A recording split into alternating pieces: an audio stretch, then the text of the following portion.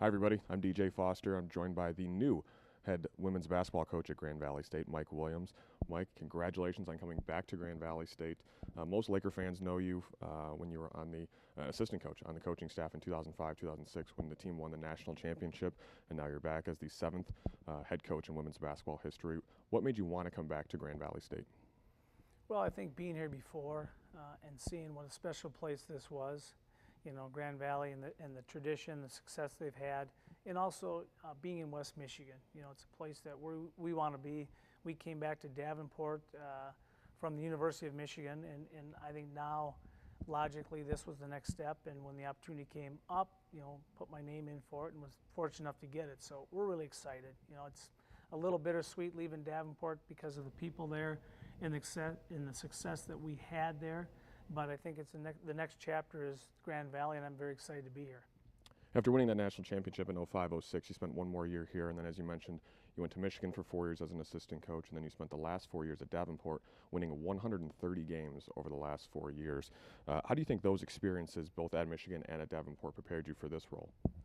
I think twofold. I think it was great to work with two really excellent head coaches, and Don Plitzowait and Kevin Borseth, and just to be under them for 9 years, different styles, but both highly successful. And then to get a chance to go to Davenport again as a head coach, and in a different situation. They were very, very good when I took over the program. So it's sometimes that's can be a little nerve-wracking and challenging. But we were able to, I think, keep the program at a high level. Maybe in some ways make it a little bit better. And I think now it prepares you, because I think this program is very successful, and you kind of have an idea what to do and what not to do, and I think that's going to help in the transition here as we keep moving forward. You're in a unique situation where you were the head coach at a school in Grand Rapids, and Grand Valley's obviously in Allendale, but you're close enough that you don't even have to make a move technically. What are the benefits in that for you, not only in recruiting, but just kind of knowing the area and the people and kind of what you're up against? I think it's really helpful locally. Even when I was at Michigan, I stayed in contact with a lot of the local coaches. I kind of recruited that area, so I know these AU coaches, I know the high school coaches, and I think a lot of the people in West Michigan know who I am. So I think that's been one benefit. Secondly, for my family, we live very close. We were kind of tied into Grand Valley because a lot of the head coaches and assistants were my friends, and so I would still on occasion come back to a sporting event here. So I stayed in touch, and I think that's all going to make the transition a lot easier. Last year, your Davenport team was 32-1.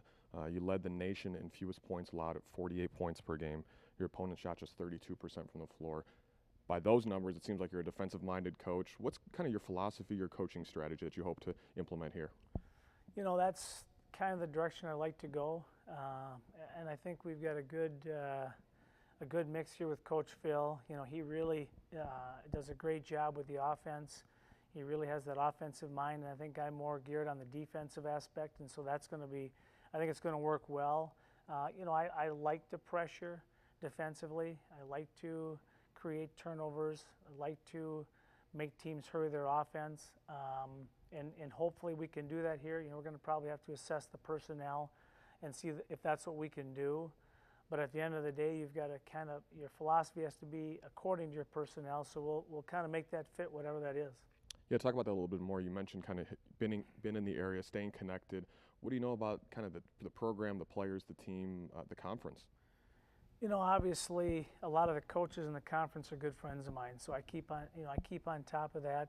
The Grand Valley players, I recruited a lot of them at Davenport. I think the players that we tried to recruit were the GLIAC type players, and many times we didn't get them, and we understand that. But I know these players, and they actually know me, so I think that's going to help the transition as well. And I did recruit to a certain style at Davenport, so I think the players that came here that we recruited are going to be able to play that style. So I think that helps as well.